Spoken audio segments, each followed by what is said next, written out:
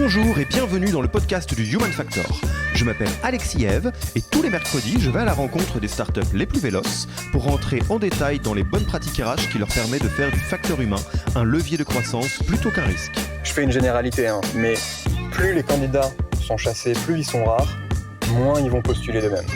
Le Human Factor, ce n'est pas qu'un buzzword, c'est aussi le nom de notre premier livre. Les clés de l'alignement entre associés, d'une organisation adaptée ou encore de la bonne relation à son travail. The Human Factor, c'est 100 pages de retour terrain des plus belles startups et de bonnes pratiques actionnables. Si vous voulez en savoir plus, allez tout simplement sur www.yaniro.co/book, B-O-O-K. On met le lien dans la description de l'épisode. Pour l'heure, je vous laisse avec l'invité d'aujourd'hui et vous souhaite une bonne écoute. Bonjour Antoine, comment vas-tu ? Ça va très bien et toi Alexis ?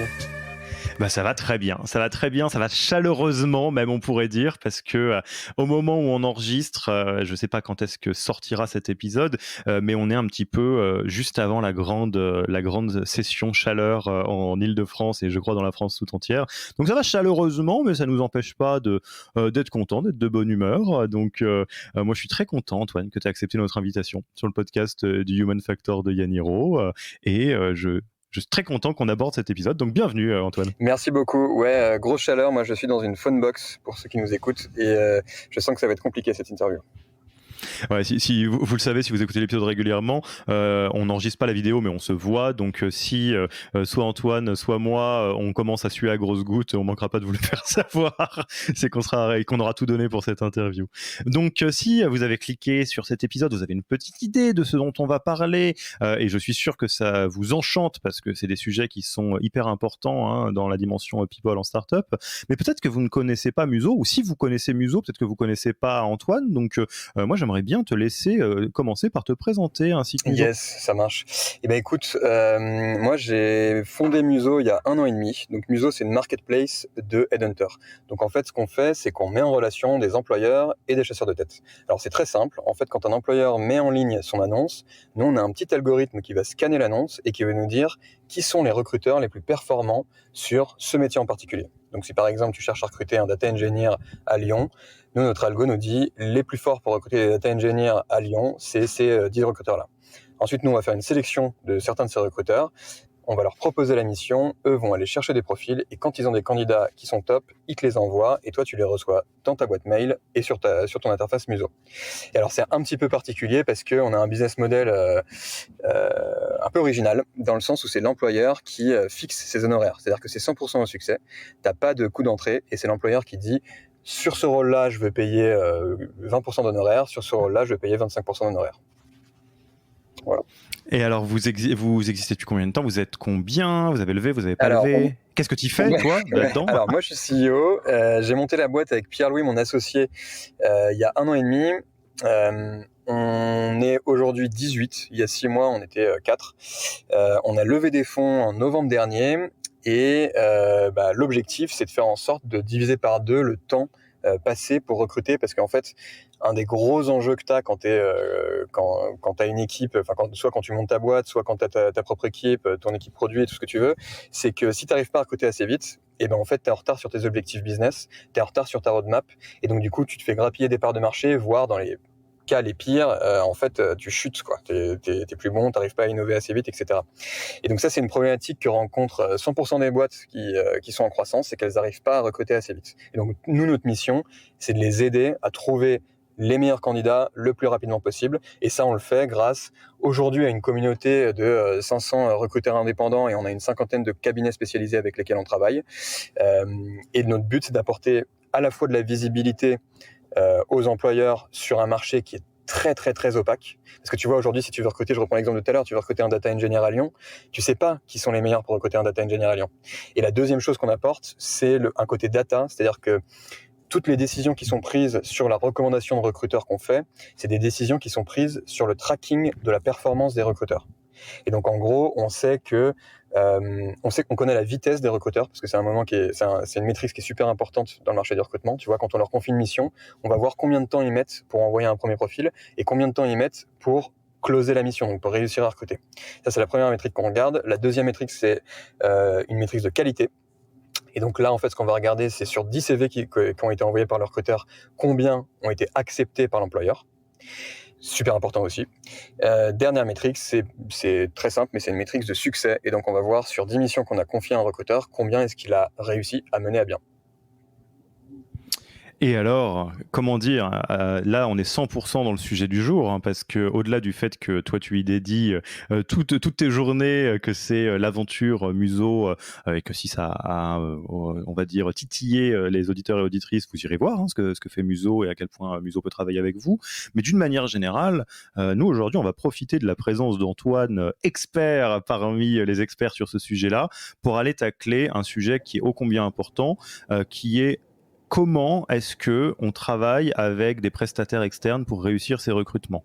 Alors là, c'est un sujet qui est extrêmement vaste parce que au point de départ, pour poser un tout petit peu le cadre, il y a le plan de recrutement, c'est ça le sport national des boîtes en croissance. Hein. Pour être en croissance, il faut recruter des gens talentueux. Et vu que tout le monde veut recruter des gens talentueux, bah, ça tend un petit peu l'élastique. Hein. On l'a vu un petit peu ces derniers mois que certains profils deviennent de plus en plus rares avec tout ce que ça implique. Et on peut se faire accompagner pour recruter, mais une fois qu'on a dit ça, bah, c'est j'allais dire une discipline à part entière, parce que comme tu l'as dit, vous avez même créé Muso sur ces bases-là. Qui je cherche, qu'est-ce que c'est pas cher, trop cher, qu'est-ce que c'est trop rapide, enfin pardon, trop lent, pas trop lent, qu'est-ce qui se fait pas. Donc l'idée, au-delà de tout ce que vous avez mis en place chez Muso, c'est de revenir à la question initiale de comment est-ce qu'on réussit ces recrutements avec des prestataires externes, les top managers, les profils plus classiques, et d'essayer de quadriller tout ça de A à Z avec les meilleures pratiques et les pires pratiques. On est d'accord? On est parti là-dessus? Allez, c'est parti. C'est parti. Eh ben allez, let's go. Donc, bah, je te poserai bien la question en ces termes. Hein. C'est quoi peut-être le premier ingrédient pour réussir un recrutement grâce à un prestataire externe? Alors, ça peut paraître paradoxal, mais moi, ce que je recommande aux boîtes, déjà, c'est de ne pas compter uniquement sur des prestats. C'est-à-dire que pour réussir un recrutement, il faut s'impliquer. Donc, soit tu as ton RH en interne, ton talent acquisition ou ton équipe de talent acquisition sur laquelle tu peux t'appuyer et qui va se faire aider par des prestats. Soit, si tu n'as pas d'équipe, tu peux passer par des prestats, mais il faut que tu saches que toi, tu vas devoir t'impliquer, que ça va prendre du temps, etc. Souvent, ça c'est un problème qu'on rencontre souvent sur ce marché-là, c'est que les entrepreneurs ou les hiring managers, ils vont voir le recrutement comme un coût, là où il faut le voir comme un investissement. C'est-à-dire que souvent, tu vois, on parle à des C-level qui nous disent ouais, c'est urgent pour moi de recruter tel manager, tel engineering manager, par exemple. C'est hyper urgent parce que ça va plus, là, j'ai plus le temps pour manager moi mes techs. Mais derrière, ils sont incapables d'allouer du temps au fait de recruter un engineering manager. Et tu vois, c'est un peu le serpent qui se mord la queue. Moins tu alloues de temps sur ton recrutement, plus tu vas être dans le jus, entre guillemets, et donc plus tu vas avoir des problèmes. Donc c'est un truc super important sur lequel il faut investir très tôt. Nous, ce qu'on recommande aux boîtes, c'est que dès que tu as des volumes de recrutement qui sont importants, en fait, il faut que tu recrutes en interne un talent acquisition. Et donc, ça peut paraître paradoxal aussi, parce que ça nous coupe l'herbe sous le pied, entre guillemets, étant donné que nous, on fait moins de recrutement si on fait ça. Mais en fait, ça se passe beaucoup mieux pour les boîtes, et elles sont contentes d'ailleurs quand on leur fait ce type de retour. C'est tu as une grosse croissance, tu as besoin de recruter 10, 15, 20 personnes à minima, et ben en fait, prends quelqu'un en interne qui va te gérer tes recrutements, parce que en fait, le recrutement, c'est un métier qui est super dur. C'est un métier qui est super dur dans le sens où, en fait, quand tu vas faire ton sourcing de candidats, tu te prends des bâches toute la journée. Ensuite, il faut réussir à convaincre, à motiver les candidats. Derrière, il faut les coacher pour qu'ils réussissent leurs entretiens. Et enfin, il faut les closer. Et ça, il n'y a pas de hasard, c'est un métier. Donc, il faut investir là-dessus. Et donc, ce que je comprends en filigrane, c'est donc effectivement, première chose, dès que vous avez des gros volumes, de toute façon, les prestataires, les partenaires ne vous permettront pas de faire l'économie d'avoir quelqu'un en interne qui pilote ça. Et même sur les volumes peut-être plus réduits, si on doit recruter 2-3 personnes, c'est de s'impliquer quand même. C'est-à-dire le bouton magique sur lequel on appuie, on donne 12 000 balles et on attend que ça se passe, ça va pas se passer comme ça. De toute façon, même si c'est un des founders ou quelqu'un de l'équipe, prévoyez du temps et de l'énergie l'énergie et de l'investissement, comme tu le disais, pas forcément en budget, pour vous impliquer là-dedans. Alors, Roger that, copy. J'ai mon Talent Acquisition Manager, où je suis dans l'étape un petit peu avant et moi, founder, je vais m'y mettre. Et je me dis, dans tous les cas de figure, de toute façon, un prestat ne sera pas de trop. Comment est-ce qu'il faut qu'on se pose des questions? Comment on les choisit? Qu'est-ce qui s'offre à moi une fois que je suis face à ces différents chemins? Alors, c'est très bonne question. C'est super difficile, en fait. C'est la difficulté principale. En fait, moi, ce que je faisais avant, je te l'ai pas dit, mais je gérais le recrutement dans un groupe qui s'appelle Théodo, qui a aujourd'hui 10 boîtes, et on recrutait chaque année. On les salue, Théodo, on les connaît bien. Ils sont passés par le podcast. Et je bossais notamment avec Marie, qui est passée par ton podcast. Et en fait, dans ce groupe-là, on recrutait chaque année entre 130 et 150 personnes. Et du coup, on avait des équipes de talent acquisition en interne dans chacune des startups, mais par contre, on avait besoin de se faire aider parce qu'on avait des gros volumes. Et en fait, on est passé par, tu vois, plein de solutions de recrutement, des solutions de sourcing, des solutions d'automatisation, des job boards, tout ce que tu veux. Enfin, on a vraiment testé tout ce qui se faisait sur le marché. Et en fait, c'est super dur parce que c'est un marché qui est super opaque. Donc, tu ne sais pas, a priori, qui sont les meilleurs sur le type de profil que tu veux recruter. C'est pour ça qu'on a créé Muso à la base. L'idée est venue de là. En fait, c'est super coûteux de tester des nouveaux acteurs de recrutement parce que tu vas te dire, OK, je dois recruter un dev iOS. Bon, je vais aller taper cabinet de recrutement dev iOS, ou bien je vais demander dans mon réseau s'il y a des bons cabinets pour recruter des techs. Et là, t'as quelqu'un de ton réseau qui va te dire, ouais, tiens, passe par un tel, ils sont super. Sauf que lui, au moment où il a recruté, ton contact qui t'a recommandé le cabinet, au moment où il a recruté, il recrutait un dev PHP ou bien il recrutait un DevOps. Et en fait, c'est pas du tout pareil. Alors, bien sûr, il y a des similitudes, mais c'est quand même différent de recruter un dev iOS et d'avoir ton réseau de 3000 candidats de dev iOS ou bien de recruter des dev PHP. Donc, super dur de savoir comment faire. Moi, ce que je recommande, c'est que quand vous parlez à un prestat de recrutement, quand vous parlez à un cabinet, un recruteur indépendant, un freelance, peu importe, que vous lui demandiez, avant de lui dire sur le type de profil sur lequel vous recrutez, que vous lui demandiez, c'est quoi les 10 profils que tu as recrutés. Parce qu'en fait, ça va vous donner une bonne idée du savoir-faire de la personne que vous avez en face. Et donc, du coup, ça va vous donner une bonne idée aussi de savoir s'il est pertinent ou pas. Et s'il n'y a pas le métier précisément sur lequel vous recrutez, c'est quand même un mauvais signe. Ouais, donc sur ça précisément, plutôt que de dire, je sais pas moi par exemple, bon Antoine, toi qui es chasseur de tête indépendant, quelqu'un qui est vraiment très Ruby on Rails, etc., tu sais faire, c'est mal poser la question parce que tu vas probablement dire ouais non t'inquiète, j'ai l'habitude des techos, alors que bon effectivement c'est très très très vaste comme monde, et à l'inverse j'aurais mieux fait de te dire ah tiens Antoine c'est intéressant ce que tu fais, c'est quoi les 10 profils que tu as le plus recruté en termes de verticale précise. Et là si tu me dis essentiellement des sales, je vais me dire sans rancune Antoine, mais je te rappellerai au moment où on veut recruter des sales. C'est exactement ça. C'est exactement ça parce que en fait les recruteurs ils disent pas non quoi. Quand ils ont du business qui arrive, ils vont pas te dire non. Donc tu vas leur dire ok recrute-moi mon sales alors que c'est un recruteur tech. Bon, il y en a certains qui vont dire non quand même, parce qu'ils ont une éthique professionnelle, mais la plupart du temps, s'ils ont besoin d'offres, ils vont dire oui, bien sûr, t'inquiète, je l'ai déjà fait. Ce qui est probablement vrai, ils ont probablement recruté, au cours des 2 dernières années, ils ont probablement recruté des techs. Simplement, c'est pas leur spike, c'est pas là où ils sont les meilleurs. Mais alors, ça me pose une question, en fait, qui était la question que j'aurais dû te poser avant. C'est quand est-ce que ça vaut la peine, entre guillemets, je suis sûr que tu arriveras à recréer une question avec la mienne, quand est-ce que ça vaut la peine d'investir avec un chasseur de tête, ou en tout cas avec un prestat externe, parce que, et plus généralement, quand est-ce que ça vaut la peine d'investir? Parce que tu pourrais me dire, tu vois, par exemple, je vais te donner un exemple qui est volontairement un petit peu trivial, en ce moment on cherche un alternant ou une alternante chez Yaniro, tu pourrais me dire, bon Alexis, c'est peut-être pas la peine d'aller essayer de chercher la pépite secrète sur ce truc-là, alors que c'est un profil sur lequel vous devriez pouvoir vous en sortir sortir en postant sur les bons job boards, etc. Donc peut-être pour remettre un peu l'église au centre du village, est-ce que tu pourrais me refaire dans le sujet de recrutement au global, c'est quoi dans les grandes lignes les différentes approches qui existent pour aller chercher des candidats et des candidates, et de ton point de vue, quand est-ce que ça vaut, sur quel type de profil ça vaut la peine de faire quoi? Parce que ça dépend un peu des profils pénuriques ou pas. Donc, est-ce que tu nous ferais pas une petite ronde de tout ce qui existe? Si, carrément. Alors, je vais commencer par ta première question, parce que c'est pas exactement la même, mais à quel moment est-ce que il vaut mieux passer par un prestat? En fait, à partir du moment où ça te prend trop de temps. C'est-à-dire que pour des entrepreneurs qui se lancent, quand tu veux faire tes premiers recrutements, moi, ce que je recommande, c'est de pas passer tout de suite par des prestats. D'abord, tu regardes dans ton réseau. Tu demandes, tu checkes. C'est le meilleur moyen. Oui, ça va plus vite. Ça va beaucoup plus vite. C'est le meilleur moyen d'avoir des personnes aussi de qualité, parce qu'ils vont être recommandés par des gens à qui tu fais confiance, etc. Donc ça, c'est la base.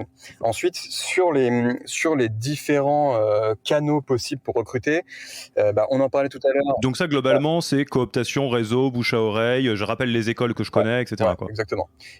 Ça, c'est la solution 1, c'est gratuit, et si ça va bien, c'est rapide. C'est ça, c'est exactement ça. Et du coup, ensuite, soit tu as réussi à recruter et tant mieux, soit il te reste encore des recrutements à faire, et là, tu as épuisé tout ton réseau et toutes ces logiques de réseau. Et donc, dans ce cas-là, tu peux te poser la question de savoir ce que tu vas faire ensuite. Et donc, pour savoir ce que tu vas faire ensuite, tu as différents choix. Soit tu recrutes quelqu'un en interne, donc tu te crées ta propre équipe de talent acquisition, ton propre cab en interne. C'est cool parce que tu maîtrises bien, tu maîtrises parfaitement ton flux. Tu sais que tu vas avoir une personne dédiée, etc. Et c'est cool parce que derrière, elle va aussi gérer les process en interne. Donc ça, c'est sympa. L'étape qui est au-dessus, entre guillemets, où tu commences à débourser pour quelqu'un qui est externe, c'est quand tu postes des annonces en ligne. Ça coûte pas cher, ça coûte quelques centaines d'euros, mais c'est pas adapté à tous les métiers. C'est-à-dire que quand tu postes des annonces en ligne, tu reçois souvent plus de 90% de candidatures qui sont pas pertinentes. Sur cette logique-là, d'ailleurs, je vais revenir un peu, mais en gros, je fais une généralité, mais plus les candidats sont chassés, plus ils sont rares, moins ils vont postuler d'eux-mêmes. Et donc, du coup, ce qui va se passer, c'est que tu vas avoir sur ton annonce tous les candidats qui ne sont pas chassés. Donc, si je caricature, c'est les gens qui sont pas bons, entre guillemets. Parce que ceux qui sont très bons, ils n'ont pas besoin d'aller postuler quelque part, puisqu'ils sont déjà trop chassés. Quand ils vont avoir envie de chercher un job, ils auront juste à ouvrir leur boîte de réception LinkedIn et ils vont voir 15 offres qui leur correspondent parfaitement, ou pas. En vrai, il y en aura 50 qui leur correspondent moyen, et 15 qui leur correspondent parfaitement. Et du coup, en fait, ils auront déjà juste les contacts des personnes et ils pourront postuler directement. Donc, eux, ils vont pas aller faire des recherches pour aller postuler. Par contre, ceux qui sont pas contactés, comme justement ils cherchent des jobs, et en fait, ils vont aller postuler partout, y compris sur des offres qui leur correspondent pas du tout. Donc, le danger, quand tu postes des annonces, enfin, c'est pas vraiment un danger, mais c'est juste qu'il faut savoir que tu vas passer beaucoup de temps à trier des CV qui sont pas pertinents. Ensuite, je précise quand même, parce que c'est important, je fais une grosse généralité. Il y a évidemment des super candidats de temps en temps qui tombent quand tu postes des annonces, mais c'est rare. Voilà, donc ça c'est la première étape. Ensuite, tu peux te dire, je vais passer par un job board spécialisé. Donc les job boards spécialisés, en général, ça coûte plus cher. C'est-à-dire que tu as un coût d'entrée, ça coûte plusieurs milliers d'euros. Ça dépend des job boards, mais ça coûte entre 2000 et 8-10 000 pour les plus chers, je crois. Et ensuite, tu payes aussi un fee au succès. C'est-à-dire que tu payes 5 000 euros pour pouvoir poster ton annonce sur le job board, et ensuite, si tu recrutes quelqu'un, tu vas payer en plus 10-15%. Donc, c'est beaucoup plus cher, mais c'est plus précis.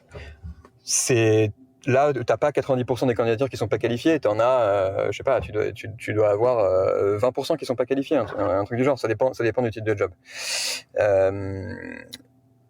Mais c'est pas la solution la plus facile, entre guillemets, pour recruter. Ensuite, tu peux passer au niveau au-dessus, entre guillemets, en termes d'investissement financier. Et là, c'est quand tu passes par de la chasse de tête. Donc, quand tu passes par de la chasse de tête, tu vas avoir une chasse qui va être sur mesure. Et donc, du coup, ça coûte plus cher. Ça dépend des jobs, encore une fois. En France, les prix, c'est entre 15 et 25%. Il y a parfois 15 et 25% du salaire annuel brut global de la première année de la personne qui est recrutée, donc en gros du package. Et ça peut monter jusqu'à 30, notamment quand tu te rapproches des positions de C-level ou de head-off. Voilà. Et après, tu as des formules différentes. Soit tu payes un retainer, soit tu payes pas un retainer. Moi, si j'ai un message à faire passer pour les entreprises, pour les hiring managers, pour les fondateurs qui cherchent à recruter sur des postes spécifiques, c'est que, en fait, il n'y a pas de formule magique. Quand tu cherches sur des métiers qui sont des métiers pénuriques, donc globalement aujourd'hui toute la tech, certains profils de sales, certains profils product, et les top managers. Voilà, et les top managers, en fait, il y a une part incompressible qui est du sourcing. En fait, il faut aller bûcher, quoi. Faut mettre les mains dans le cambouis, il faut bosser. Ça prend des heures et des heures de faire du sourcing. C'est pour ça que je disais au début que c'est un métier super difficile. Mais ça, c'est impossible de ne pas le faire. Donc, soit tu as ton équipe en interne qui le fait, soit tu passes par des prestats qui le font, en gros. Voilà. Et alors, ce que je comprends, c'est que la formule, entre guillemets, simple et universelle, c'est à la fin du fin, ce que tu achètes quand tu passes par un prestat, comme souvent, donc typiquement à chasse de tête, c'est du temps. Tu t'achètes des efforts et du temps que tu n'investiras pas toi-même, et ça peut être invraisemblablement long. Plus le profil est pénurique, donc que globalement il y a moins d'offres que de demandes, hein, pour dire les choses très clairement, que ce soit pour des raisons de verticalité, enfin les profils les plus C-level, hein. Si tu cherches un mouton à 5 pattes qui a déjà fait 3 boîtes, qui a passé 3 boîtes de 1 million d'ARR à 10 millions d'ARR, bah, il n'y en a pas 600 000 en France, des gens comme ça. Donc évidemment que ça va être un peu compliqué. Donc soit des profils, des verticales complètes qui sont pénuriques pour les mêmes raisons, hein, comme justement les tech, enfin beaucoup de profils tech, certains profils growth ou marketing ou sales, etc.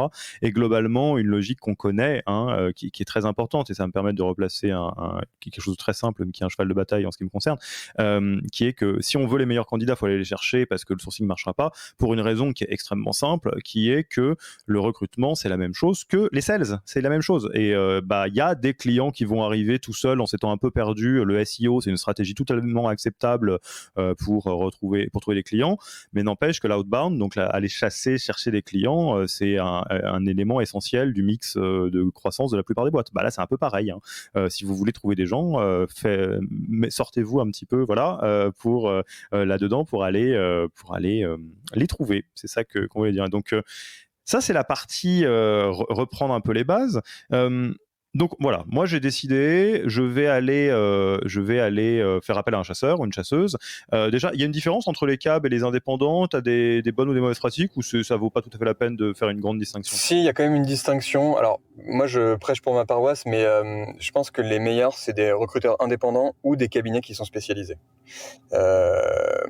Après, encore une fois, tu as des gens qui sont bons partout, hein. C'est pour ça que je parle de généralité, mais en général, les recruteurs indépendants sont très bons parce qu'en fait, quand ils sont mis en indépendant, c'est des gens qui déjà viennent du recrutement, donc ils ont déjà fait leurs armes, soit chez un employeur, soit dans un cabinet, donc ils sont déjà formés. Et en plus de ça, ils se sont dit, moi, je vais me spécialiser sur 1, 2, 3 métiers max, et je fais pas plus.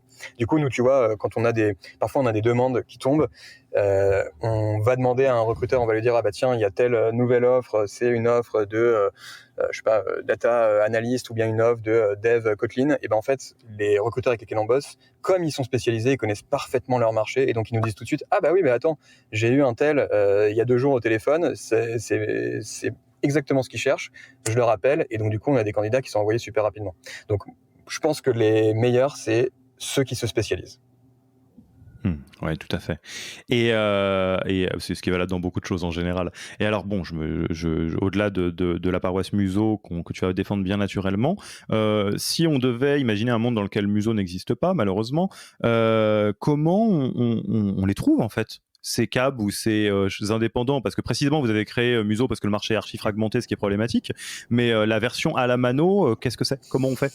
Tu fais tes recherches sur LinkedIn, en fait, tu vas les sourcer comme tu sourcerais un candidat. T'as envie de pleurer quand même, hein. T'essayes de pas sourcer les gens et tu te retrouves à aller les chercher quand même, mais bon. Ouais, mais c'est la vie, évidemment. Faut que tu les contactes, tu les appelles, tu leur demandes quelles sont leurs spécialisations, tu leur demandes comment est-ce qu'ils travaillent aussi, parce que il y a des recruteurs qui bossent beaucoup, qui bossent exclusivement à la chasse de tête, c'est-à-dire ils font des missions sur mesure, et t'en as d'autres qui qui vont poster des annonces et qui vont attendre de voir ce qu'ils récupèrent. Moi, je privilégie aussi pareil. Alors les deux c'est ok, hein, mais si tu veux avoir un truc qui est vraiment dédié et où tu es sûr que c'est efficace, il faut aller sourcer, donc il faut faire de la chasse de tête. Mais ouais, pour savoir qui fait quoi, il faut rentrer en contact avec un maximum de monde, avec les cabs, avec les recruteurs indépendants. Ouais. Ce que j'entends, c'est pas de magie, pas de raccourci, quoi. Do the boring work, comme on dit. Ok, donc là, j'ai identifié quelques chasseurs, chasseuses, cab. Ok. C'est quoi les red flags? Là, tu m'as donné la super technique des 5-10 profils, mais si tu as une liste des drapeaux rouges, des trucs où tu te dis ça, c'est probablement l'indicateur ou un indicateur que ça va être compliqué après, qu'est-ce que tu vois? Sans nommer personne, évidemment. Mais en fait, quand tu parles, c'est bien de parler un peu quand même, mine de rien, du poste sur lequel tu recherches ou des postes. Alors, le premier indicateur, comme je te disais, c'est si quelqu'un te dit « Ok, moi, je sais recruter sur tous les métiers ». Sauf si c'est un recruteur qui est dans le métier depuis 50 ans et qui entretient hyper bien son réseau. C'est pas vrai, il sait pas recruter sur tous les métiers. La deuxième chose que tu peux voir comme indicateur, comme red flag, c'est quelqu'un qui comprend rien à ton métier, tu vois, qui essaye de blablater quand tu lui dis un truc, et en fait il est en train de bullshiter, il a rien compris à ce que tu lui disais, et tu le captes.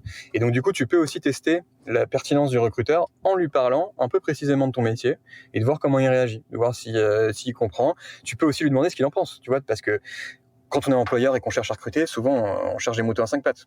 Donc en fait, demander l'avis au recruteur sur est-ce que tu penses que c'est faisable, est-ce que tu penses que tu vas me trouver le profil, qu'est-ce que tu penses de mon offre, qu'est-ce que tu penses de ma job desk, ça aussi c'est un bon indicateur pour savoir si la personne qui est en face, en fait, elle a bossé son dossier et qu'elle sait que en ce moment les data engineers à Paris qui ont entre 4 ans et 8 ans d'XP, en fait ils sont payés tant, tu vois, par exemple. Et donc il va pouvoir te dire tout de suite, en fait ta fourchette salariale là, c'est pas bon.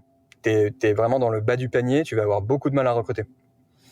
Voilà. Ou tu vois, je prends un autre exemple. Si t'as une boîte qui te dit ok, moi je veux recruter des DevOps et que je veux des DevOps qu'on fait Polytechnique, et qu'en fait tu dis ça à un recruteur, si le recruteur te dit pas tout de suite écoute, des DevOps qu'on fait Polytechnique, il doit y en avoir 5 en France, en fait c'est que c'est pas le bon recruteur.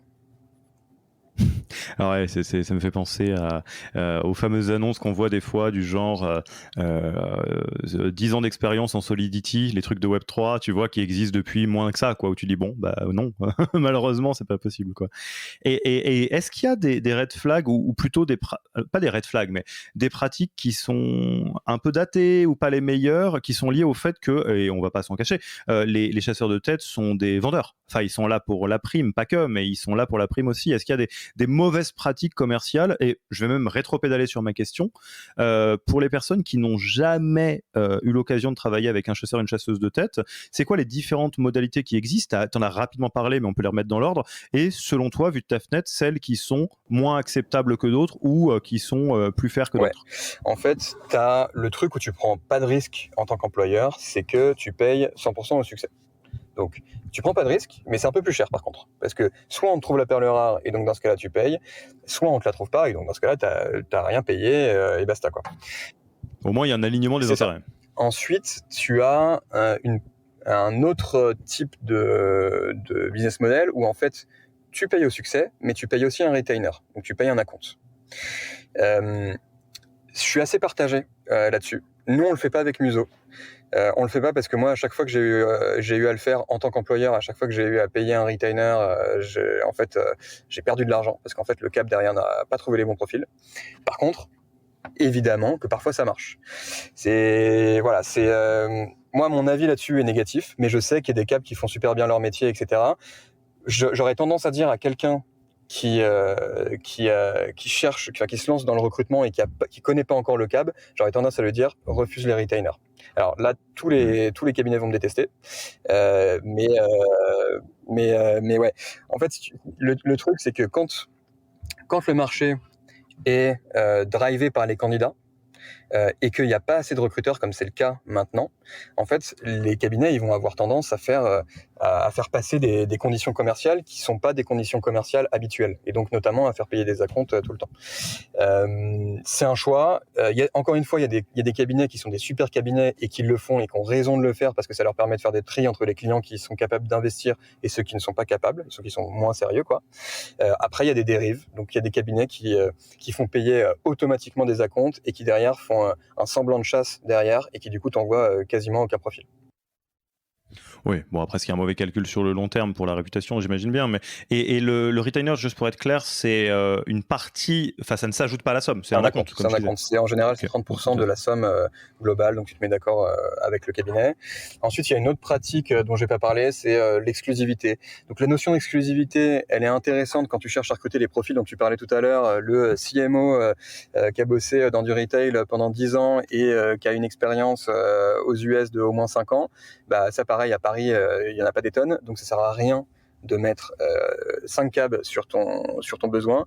En fait, là, tu peux prendre un cabinet, un chasseur indépendant, et le mettre en exclusivité, lui accorder l'exclusivité. Et donc, du coup, lui, il va prioriser ton offre parce que tu lui as dit, tu es en exclu, et du coup, il va se sentir en confiance pour aller chasser. Pareil, c'est plus cher, c'est moins cher, c'est pareil, c'est juste une condition particulière. Non, c'est pareil. Ok. Et en termes de pourcentage, tu disais, de mémoire, c'est entre 15 et 30, ouais, c'est ça ? En fait, tout dépend des profils. Là, aujourd'hui, sur la tech, on est clairement à 25% dans la très grande majorité des cas. Plus ton profil est junior, en général, moins il coûte cher. Donc, plus tu te rapproches des 20%, voire 15%. Plus ton métier est pénurique, plus il coûte cher. Et est-ce qu'on peut faire le raccourci de dire en dessous de 15, c'est très étonnant, et au-dessus de 30, on tire sur la corde ? Ouais, complètement. Bah, en dessous de 15, moi, je crois que j'ai jamais vu ça. En fait, si tu as un cab qui est OK de prendre des missions en dessous de 15%, il y a de très fortes chances que ce soit un cab qui n'a pas assez de missions. Et donc, s'il n'a pas assez de missions, il y a de très fortes chances que ce soit pas un bon cab. Voilà. Alors j'ai une question, c'est une question qui est naïve, hein, mais c'est mon rôle de jouer le naïf dans ce podcast, et qui va sûrement faire grincer énormément de dents. Je me mets du côté consommateur. Moi, je trouve toujours ça un peu étonnant. Les modèles de pricing se font comme ils se font, et en vrai, ils se font en fonction de la pénurie, de la douleur. Enfin, c'est des métiers qui sont très difficiles, hein, tu as tout à fait raison. Pour autant, je regarde d'un œil amusé, et je dois le dire avec assez de satisfaction, par exemple, les métiers de la comment ça s'appelle, oh là là, de l'agence immobilière qui se réinvente avec des entreprises comme Haussmann qui font des tarifs fixes qui dépendent, qui peuvent évoluer en fonction de la taille du bien, mais ou en gros qui ne sont pas sur une base pourcentage. Comment tu vois ça côté chasse de tête ? C'est quelque chose qui commence à poindre, c'est quelque chose auquel tu crois pas ? Alors tu es un tout petit peu jugé parti, j'imagine, mais mais également, vu que tu as une startup là-dedans, tu te dois d'avoir un esprit prospective un peu impartial là-dessus. Donc est-ce que c'est une habitude qui va être vouée à disparaître, le côté pourcentage versus un package, ou est-ce que ça va rester pour une raison que tu vas m'apprendre dans 2 minutes ? Non, écoute, je pense que ça va se développer un peu. Après, nous, on n'a pas vu de boom là-dessus, c'est-à-dire qu'il y a certains clients qui nous l'ont demandé, mais qui restent quand même très minoritaires. En général, c'est des clients qui recrutent sur des gros postes et qui disent, en fait, là, 25% sur un salaire à 150 000 euros, 200 000 euros, c'est beaucoup, beaucoup trop cher. Du coup, on fait un forfait, je paye tant et on se met d'accord et c'est comme ça, quoi. D'ailleurs, ça me fait penser, je t'interromps juste là, c'est une pratique de négocier ou pas, ou ça se fait pas de trop ? négocier quoi ? Les honoraires ? Je te dis, j'ai un profil à 200K à recruter, tu me dis boum, 25%, est-ce que je peux te dire, est-ce que tu me le ferais pas à 20% si, parce qu'on est déjà sur un gros profil, ou ça se fait pas du tout ? Si, bien sûr, ça se fait. Ça se fait complètement. Ensuite, là, la conjoncture fait que le cab, il y a de fortes chances qu'ils te disent... Ah oui, non, mais là, tu vas être du mauvais côté de la balance, mais dans l'absolu, c'est pas une impolitesse, on va dire. Non, pas du tout. En fait, nous, ce qu'on fait, je repars sur Muso, ce qu'on fait, c'est que, comme je te disais tout à l'heure, on laisse l'employeur choisir le montant des honoraires. Pourquoi est-ce qu'on fait ça ? Nous, on a juste un rôle de recommandation là-dedans, et c'est-à-dire que s'il met son rôle de CMO à 20%, on va lui dire, bah écoute, là, t'es en dessous du marché. S'il met son rôle de sales junior à 25%, on va lui dire, écoute, là, tu le payes un peu trop cher. Mais in fine, c'est le client qui fait ce qu'il veut. Pourquoi ? Parce que, en fait, si tu négocies avec ton cabinet et que tu lui dis je voudrais passer de 25 à 20, le cabinet, potentiellement, il va te dire ok, pas de problème. Mais en fait, ce qui va se passer derrière, c'est que le consultant qui va travailler sur ta mission qui est à 20%, en fait, il va la déprioriser par rapport à toutes ces autres missions qui sont à 25%. Donc en gros, toi, tu auras négocié. Ouais, on va y venir à tu ça. vois, tu auras négocié un truc où tu te seras dit cool, je vais payer moins cher, mais en fait, ce qui va se passer, c'est que oui, tu vas payer moins cher, mais tu vas mettre beaucoup plus de temps à recruter. Oui, tout à fait. Donc là, vous êtes un peu les Stéphane Plaza qui disent tu veux mettre ta maison en vente à 500 000 balles, il n'y a pas de souci, hein, mais là, regarde, il n'y a pas de visite, sans déconner, parce que je t'ai dit que c'était à 400K, donc après, tu fais ce que tu veux. Ok, hyper intéressant. Donc, j'ai trouvé mon chasseur, ma chasseuse, je suis super content, j'ai hâte, on a bien tout briefé.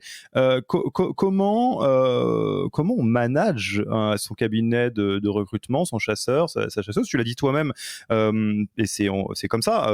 La plupart des chasseurs, des chasseuses à un instant T ont plusieurs offres en cours. Hein, donc, comment j'essaye de passer prio par rapport aux autres, ou au contraire, si je sais que je suis low tier dans la liste des 15 offres en cours, comment je l'assume et je commence pas à me frustrer. Enfin, en gros, comment je développe une bonne relation pour que ça se passe bien et que ça amène le résultat aussi bien que possible, quoi. Ouais, bah écoute, la réponse est dans ta question. En fait, c'est exactement ça. Il faut développer une bonne relation parce que je disais juste avant que le cabinet, il va déprioriser ton offre si elle est moins élevée que les autres. C'est vrai, mais j'ai un peu menti aussi parce que, en fait, c'est pas le seul critère qui rentre en compte. C'est-à-dire que c'est pas uniquement des critères financiers qui vont intéresser le recruteur au moment où il va choisir pour qui il va bosser. La première chose qu'il faut savoir, c'est qu'un recruteur, il travaille en moyenne sur 15 offres en simultané. Et donc, en gros, ce qu'il va essayer de faire, déjà, c'est qu'il va essayer de clusteriser ses offres. Et donc, il va se dire, OK, là, moi, je suis recruteur tech. Et ben, dans mon portefeuille, j'ai 10 offres de DevOps, j'ai 4 offres de data engineer. Et donc, si toi, tu arrives avec ton offre de dev Vue.js, et ben, en fait, tu vas être la 15e roue du carrosse. Et donc, du coup, il va complètement te déprioriser. Donc ça, c'est première chose à savoir. C'est important, justement, comme je disais tout à l'heure, de passer par les bons recruteurs qui sont spécialisés sur ton métier, parce que sinon, derrière, ils bossent pas pour toi, quoi. Ensuite, tout ton enjeu en tant qu'employeur, c'est de faire en sorte que le recruteur, il fasse passer ton offre devant les 14 autres sur lesquels il est en train de bosser. Alors, comment est-ce que tu fais ça ? Les critères financiers, on en a déjà parlé. Ouais, tu le payes au prix. Tu le payes au prix, exactement. Tu le payes au prix. C'est une condition sine qua non pour qu'il commence à bosser, mais c'est vraiment pas le seul truc, le truc le plus important. La chose la plus importante, c'est ce que tu disais, c'est de construire une bonne relation avec le recruteur. Alors, comment ça se fait ? Il y a plusieurs critères, il y en a 3. Le premier, c'est la réactivité. En fait, le recruteur, quand il va commencer à travailler pour toi et qu'il va t'envoyer des profils, d'une certaine manière, en fait, il va tester votre relation. Et donc, si tu lui réponds en une semaine, en fait, tu vas passer derrière son autre client qui lui répond en 24 heures. Ça, c'est la première chose. Réactivité, c'est super important. Pourquoi est-ce qu'ils accordent autant de place à la réactivité ? Parce qu'on est sur un marché où le candidat est pénurique et où, en fait, tu vois, quand t'as quelqu'un qui recherche, parfois il a trouvé au bout d'une semaine, il a déjà trouvé son job. Donc si t'es pas réactif toi en tant qu'employeur, et ben en fait tu passes à côté de la personne, et si tu réponds au bout d'une semaine, ça se trouve le candidat il est plus disponible. Ça c'est la première chose.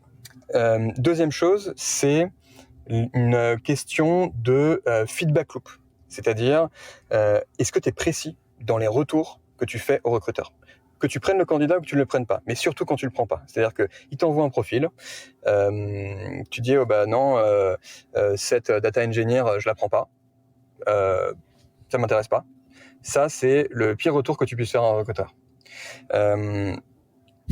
Je le sens pas. Voilà, je le sens pas. Super, merci. Exactement, je le sens pas. Pourquoi c'est le pire retour ? Parce qu'en fait, tu ne l'aides pas à affiner sa recherche pour te trouver de meilleurs candidats, de meilleures candidates. Et donc cette notion de feedback loop, elle est super importante parce que plus tu fais des retours précis au recruteur, plus il va comprendre ton besoin et plus il va t'amener des candidats qui sont vraiment au cœur de ta cible. Et en fait, souvent, en faisant ça, il t'aide toi-même à définir ton besoin. Parce que on a l'impression, nous, en tant qu'employeur, qu'on sait exactement le profil qu'on veut recruter. Et puis, en fait, quand on reçoit des candidats, on se rend compte qu'il y a plein de trucs qu'on avait oubliés dans le brief, il y a plein de trucs qu'on n'a pas mis dans la job desk, il y a plein de trucs qu'on n'a pas dans nos scorecards si on a des scorecards. Et du coup, en fait, ça marche pas, quoi. Donc ça, c'est la deuxième chose. Troisième chose, c'est une question de création de liens, c'est une question de confiance. Et donc, en fait, si tu investis du temps pour parler à ton recruteur, pour faire en sorte que vous vous connaissiez, et ben en fait, vous allez nouer une relation qui fait qu'il va préférer bosser pour toi que bosser pour ses autres clients. Et donc, du coup, il va investir du temps sur de la chasse et il va t'envoyer plus de profils. Alors, je vais faire une toute petite emphase là-dessus, parce que moi, je peux témoigner sur la notion, enfin, ma vie de non pas de chasseur, mais en tout cas de presta et de partenaire, parce que, donc, si vous le savez pas, Yaniro, notre métier au quotidien, c'est vraiment d'accompagner les startups, les scale-up en coaching de dirigeantes et de dirigeants sur les top managers et en formant les managers. Et alors, bon, je vais vraiment pas me plaindre, on accompagne des boîtes qui sont fantastiques et vraiment, on a des relations que je pense qu'on peut rêver, mais si vous avez jamais été côté Presta, vous ne voyez pas faire des guillemets parce qu'on est en podcast, mais je pense qu'il faut vraiment garder ça en tête. Il y a une espèce de boucle. La première, c'est que les meilleurs Presta sont surchargés.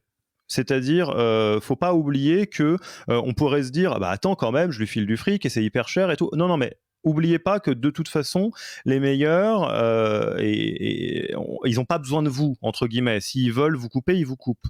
Il y a aussi une autre règle. Alors c'est marrant, je sais pas dire d'où ça sort, mais il y a une espèce de règle universelle qui est, alors ça va vous faire un peu mal si je vous dis ça, mais que les clients les plus chiants sont les plus chiants surtout. Et l'inverse est vrai, c'est-à-dire ceux qui vont négocier de manière extrêmement pénible, c'est-à-dire pas juste la négociation qui est logique, mais gnognoter, on pourrait dire, ceux qui sont pas fiables, ceux qui vont exiger énormément plus que ce qui est donné, etc. En général, ils vont être problématiques. Ça va être quelque chose qui est très pénible tout au long. Moi, je donne juste un exemple. J'ai déjà eu dans un coaching quelqu'un qui me disait, donc on me présente là, quand est-ce que tu fais la première session de coaching, ça veut dire que c'était moi le coach. Et je dis voilà, voici les plages de disponibilité, et qui me dit Alexis, je crois que t'as pas bien compris avec qui tu bosses. Moi, je suis très très pris, entre parenthèses sans déconner, comme tous les CEO de start-up, hein, donc bien sûr. J'attends que tu aies autant de flexibilité que moi j'en ai, donc j'attends que tu sois réactif en fonction de mon agenda. Si c'est le soir, si c'est le week-end, ça sera ça quoi. Je lui dis bah on va pas bosser ensemble. Il n'y a pas de problème, mais ça c'est une condition qui est pas ok, et c'est un cadre qui est pas ok. Et ça c'est peut-être pour garder une phrase qui pour moi symbolise ça, c'est que la plupart des prestats qui font bien leur boulot et qui veulent vraiment vous apporter de la valeur et qui sont orientés sur l'apport de valeur, la plupart répondront positivement à la notion de le client est roi, au sens où ils vont essayer de faire le mieux pour vous. Par contre, aucun ne répondra positivement à le client est le maître et je suis l'esclave. Vous achetez pas le droit de mal les traiter, et effectivement, ils vont vous déprioriser parce qu'ils préféreront bosser avec d'autres clients. Deux, dans le cas des chasseurs de tête, ils bossent des deux côtés, donc ils peuvent pas se permettre d'envoyer des candidats ou des candidates chez quelqu'un qui va mal les traiter, quoi. Ouais, c'est exactement ça. Pour tout te dire, nous, ça nous est arrivé de ne plus bosser avec des clients qui se trouvent dans la situation dont on parlait tout à l'heure, de clients qui répondent pas au bout d'une semaine à une candidature, parce que c'est ce que tu disais, en fait, le recruteur, non seulement il est frustré parce qu'il n'a pas de retour, mais de l'autre côté, ce qu'il faut voir aussi, c'est que ça détruit la marque employeur. Ça détruit la marque employeur parce que le candidat dit mais attends, je comprends pas, tu m'as proposé telle boîte, tu m'as dit qu'ils recrutaient, etc. Et ça fait une semaine et ils ont toujours pas répondu. Et donc du coup, ça décrédibilise la boîte et ça décrédibilise le recruteur. Yes. Et donc ça se passe bien, on a construit une bonne relation, on a un montant de prime qui est adapté. J'imagine qu'on prend des nouvelles, on prend vraiment le temps de répondre rapidement, on est précis dans les retours, etc. Quand malgré tout ça marche pas, qu'est-ce qu'on fait? Parce que ça peut arriver, hein, les métiers ils sont durs. C'est un peu peut-être dur ce que je vais dire, mais est-ce qu'il y a un moment où d'un commun accord on se dit ce recruteur il a épuisé son réseau ou il s'est épuisé tout seul et la flamme elle est un peu perdue, et donc ça vaut la peine de couper court tout en maintenant la relation, de confier le dossier à quelqu'un d'autre. Ça, comment on fait pour faire les choses bien dans ces cas-là? Alors, en fait, c'est une excellente question parce que très souvent, on fait pas les choses bien. C'est-à-dire que souvent, tu as confié ta recherche à un cab et puis en fait, il a lutté pendant 3 mois, 4 mois, 5 mois, 6 mois et ça n'a pas marché. Mais en fait, souvent, le cabinet ne va pas te le dire, ou bien toi, tu vas pas dire au cab, on arrête.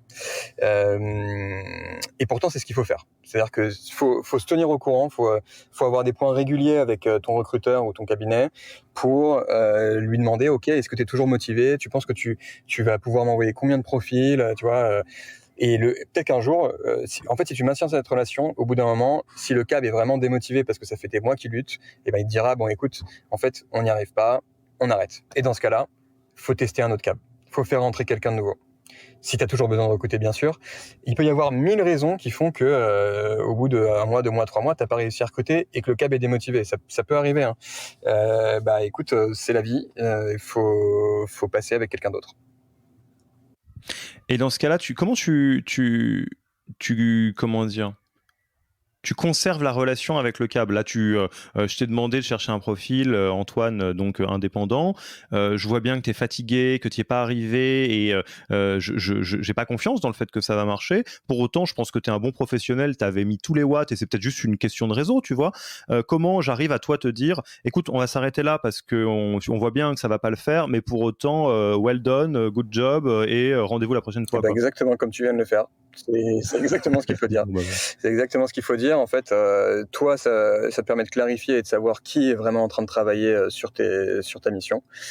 Et ça permet aussi aux recruteurs d'arrêter de sourcer ou bien d'être en dilettante et de t'envoyer quelques profils de temps en temps, quoi. Et à ce sujet, il y a des choses auxquelles il faut s'attendre et des choses qui sont des mauvais signes. En gros, je sais pas, même si j'ai trouvé quelqu'un et que je le trouve super, si c'est la première fois, est-ce que s'il me donne pas des news toutes les semaines, je dois m'inquiéter? Quels sont les indicateurs normaux de ça roule et ça ronronne et les indicateurs de tiens, il y a peut-être quelque chose qui dévie? Franchement, il n'y a pas de règle parce que tu as des recruteurs qui sont excellents et qui ne te donnent pas de news entre guillemets pour te dire je t'inquiète, j'ai lancé ma recherche et voilà. Tu as des recruteurs qui sont excellents aussi et qui te donnent des news et qui te disent ok, cette semaine je n'ai pas envoyé de candidat mais j'ai envoyé 150 messages, voici les retours que j'ai eus et qui vont t'aider à modifier ton offre. Donc il n'y a pas de règle absolue. Ce qui est sûr, c'est que toi, en tant qu'employeur, tu es plus en confiance quand tu as des retours réguliers de la part de ton recruteur. Mais non, il n'y a pas de règle. Et alors j'y pense aussi dans les petites choses, le proxy préféré de la scène startup française. Est-ce que c'est une bonne idée de demander des refs? Je veux bosser avec toi et je te dis, t'as bossé pour qui? Blablacar et Docto et tout. Ok, est-ce que tu peux me présenter 2 personnes pour que je comprenne mieux comment ça s'est passé? Ça se fait ou ça se fait pas? Ouais, tu peux le faire. Si, tu peux carrément le faire. J'ai l'impression que c'est moins l'usage. Ouais, c'est ça, c'est un peu moins l'usage, mais ça le fait. En fait, en général, tu le fais si t'as un peu un doute. Si c'est un CAB, il a des références sur son site. Si c'est un recruteur indépendant, tu peux lui demander. Voilà. Mais ouais, c'est une bonne pratique. Ouais, tout simplement. Ok, et peut-être dernière partie, à moins qu'on loupe quelque chose, alors qu'on va essayer de bien border. Comment on donne le bon cadre pour que le recruteur, la recruteuse travaille, étant entendu, alors je fais exprès de poser le cadre, que tout ceci est très lié au recrutement en général. C'est-à-dire que j'imagine qu'un bon recruteur-recruteuse va s'insérer quelque part dans votre process de recrutement, et s'il est nul, ça va pas très bien se passer. S'il est très bien rodé, c'est plus facile. Mais qu'est-ce que tu donnerais comme un peu des éléments qu'il faut avoir quand même pour que la personne travaille dans des bonnes conditions? Alors, je vais commencer par une évidence, mais il faut avoir une fiche de poste. Je dis que c'est une évidence, mais c'est pas toujours le cas. Tu vois, il y a des boîtes qui lancent un recrutement, mais qui n'ont pas encore de fiche de poste. En fait, ce qu'il faut réussir à faire, si tu veux recruter vite, c'est mettre le doigt sur les critères qui sont importants pour toi quant au profil que tu veux recruter. Et donc, du coup, la fiche de poste, c'est un début. Il faut aussi que tu aies une scorecard. Moi, je recommande vachement d'avoir une scorecard parce que ça te permet de rationaliser justement ces critères et de te dire, par exemple, si je veux recruter un sales, en fait, je veux recruter un sales grand compte. Donc, il faut auparavant qu'il ait déjà eu une expérience de sales grand compte de 1 an, 2 ans, 3 ans, j'en sais rien. Et ça lui rajoute 3 points sur sa scorecard. Si au contraire c'est quelqu'un qui, je sais pas, qui a eu que des expériences où il vendait, n'importe quoi, mais où il vendait du SaaS alors que moi ma boîte elle fait pas du SaaS, et en fait là il perd 1 point. Tu vois, c'est ce genre de truc qui te permet de rationaliser. Et in fine, quand tu vois un profil, quand tu le screens, t'es plus en train de te dire il a l'air sympa, il a fait une bonne école, je vais le prendre. T'es plutôt en train de te dire ok, je vais le passer au crible de ma matrice, au crible de ma scorecard, et je vais voir rationnellement si je dois le voir en entretien ou pas. Alors, je fais une petite tangente là-dessus. Si le terme scorecard, c'est la première fois que vous l'entendez, déjà, honte à vous. Hein. Enfin, franchement, on va le dire tel quel parce que on va plutôt le dire de manière positive. Vous en avez sous le pied pour améliorer ce que vous faites en recrutement. Et je pense qu'on peut recommander à tout le monde de lire La méthode Who, le livre de Geoff Smart, si je dis pas de bêtises, dans lequel qui a largement popularisé l'utilisation de cette manière d'organiser les entretiens de recrutement. Donc, ok, fiche de poste scorecard. Ensuite, quand tu bosses avec un câble, c'est obligatoire de faire un brief avec eux. Obligatoire parce qu'en fait, sinon, parce que c'est ce que je disais tout à l'heure, c'est que dans ta fiche de poste, il y a plein de choses que tu dis pas en fait. Il y a plein de choses que tu dis pas. Et si tu as déjà fait une scorecard, moi je recommande même de la transmettre au cabinet. Comme ça, il comprend beaucoup mieux. Et en plus de ça, tu lui fais un brief. Pourquoi est-ce que c'est important le brief ? Parce que en fait, le recruteur, c'est celui qui va être la vitrine entre guillemets qui va être le premier point de contact avec le candidat. Et donc du coup, un bon recruteur, il fait un truc qui est un truc d'acteur en fait. Il va prendre ton pitch, il va se le noter, il va l'apprendre par cœur et il va le donner au candidat. Et donc en fait, le but du recruteur, c'est de réussir à motiver le candidat. Après, il y a plein de manières de le faire, tu vois, mais il doit se baser sur ce que toi tu as dit sur la réalité de la boîte. Et donc le brief, c'est super important. Et il y a une dernière chose qui peut être cool aussi, c'est si tu arrives à impliquer un opérationnel dans ton recrutement. C'est-à-dire que si toi, tu es talent acquisition ou bien tu es DRH de ta boîte et que tu es en train de recruter un lead dev Java, et ben en fait, ce serait cool de faire en sorte que un de tes lead dev Java soit impliqué pour pouvoir soit donner du contexte au recruteur, soit ce que je recommande aussi parfois, c'est, bon là on sort un peu du cadre, mais c'est de pouvoir parler en off à un candidat. Je te dis ça parce que moi j'avais fait une expérimentation dans mon ancienne boîte, donc chez Théodo, où en fait quand on mettait à disposition entre guillemets des candidats, des personnes un peu en off qui vont répondre à tes questions, aux questions que tu te poses quand tu veux rentrer dans une boîte, tu vois, mais les questions que tu n'oses pas poser en entretien, et ben en fait tu multiplies par 3 le taux de closing que tu as sur les candidats, parce qu'en fait ils sont beaucoup plus motivés. Ok, bah top. J'ai l'impression qu'on a fait un super bon tour. Un grand merci, Antoine. Est-ce que avant qu'on passe aux questions de fin d'interview, tu as un mot de la fin, quelque chose qu'on aurait oublié, une conclusion à partager à ceux qui nous écoutent, que ce soit des vétérans de l'utilisation de câbles de recrutement ou des personnes qui n'ont jamais encore passé le pas ? Bah, pour moi, le plus important, encore une fois, j'en ai parlé tout à l'heure, c'est la création de confiance. Je te dis ça parce que nous, on check les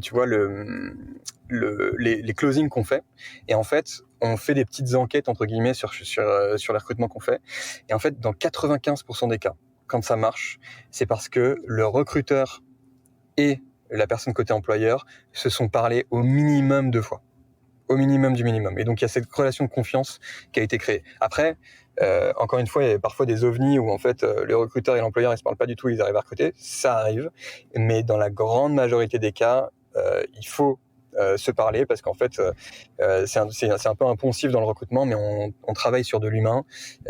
T'as un employeur avec sa culture, ses hiring managers, son équipe de talent acquisition, ses fondateurs, etc., qui ont tous des personnalités différentes. T'as des cabinets qui ont tous des spécialisations différentes, des consultants qui sont complètement différents au sein d'un même cabinet, et bien sûr t'as les candidats qui eux aussi sont des personnalités en soi, et donc il faut que tout ce petit monde se comprenne, et c'est super dur, il n'y a pas plus complexe. Donc le seul moyen de faire en sorte de faire réduire cette complexité, c'est de travailler sur la communication et de créer de la confiance entre employeurs et recruteurs. Top, moi j'adore ce mot de la fin, et ça me permet je vous donne un petit pense-bête qui, franchement, c'est une manière de voir les choses qui change beaucoup la donne quand on l'intègre, et ça fait le lien avec la discussion qu'on a eue avec Adrien de Mozza, du collectif Mozza. En fait, si vous jouez le jeu de considérer vos prestats et de travailler avec vos prestats quasiment de la même manière que vous travaillez avec des gens de l'interne, la relation va être métamorphosée.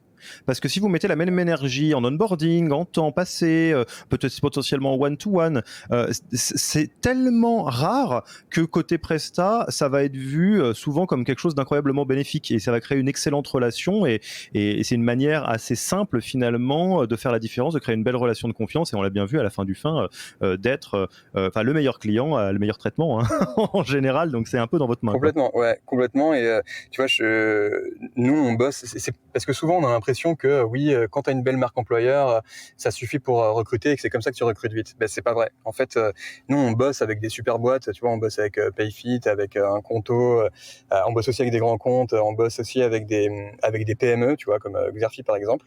Et ben en fait, à chaque fois qu'il y a eu cet investissement sur je vais créer une relation de confiance, et ben en fait on a recruté en moins de 2 semaines.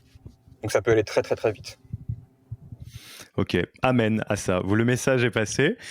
Écoute Antoine, on va passer tranquillement à la fin de l'interview. Déjà, si on a envie de contacter Muso pour passer par vos services ou te contacter toi pour continuer à discuter, c'est quoi où est-ce qu'on redirige les gens? Alors moi je passe ma vie sur LinkedIn, donc vous pouvez me contacter sur LinkedIn quand vous voulez. Je peux vous laisser mon adresse mail ici aussi, c'est antoineg@muso.io. Et d'ailleurs si vous voulez juste parler recrutement, moi c'est une passion, donc n'hésitez pas. Et ouais, sinon vous pouvez aller directement sur le site de Muso et demander une démo. Allez, c'est parti.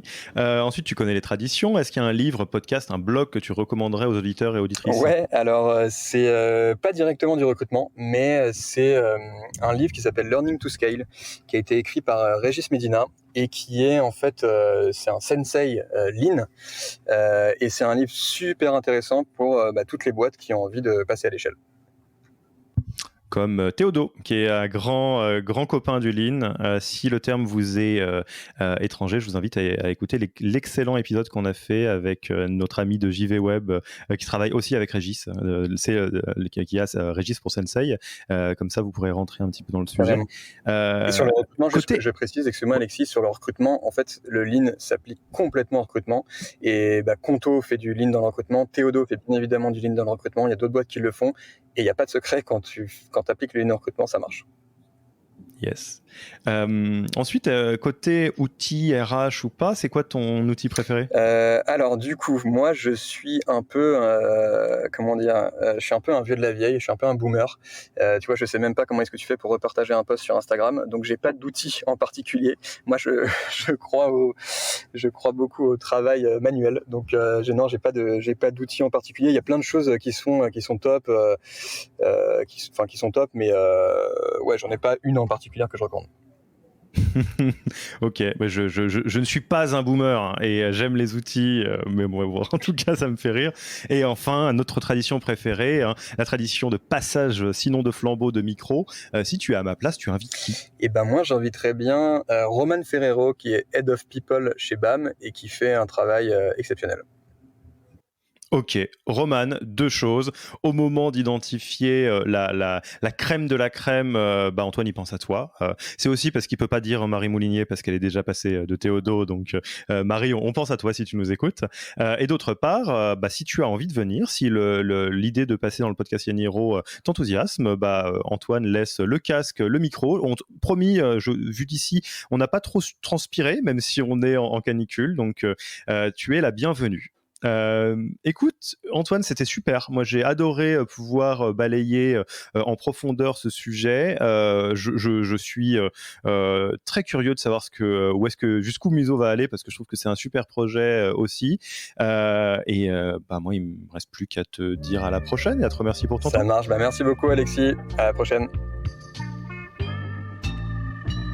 Merci d'avoir écouté cet épisode. S'il vous a plu et que vous ne voulez rater aucun nouvel épisode, abonnez-vous à la newsletter en allant sur le site www.yaniro.co. Et à mercredi prochain.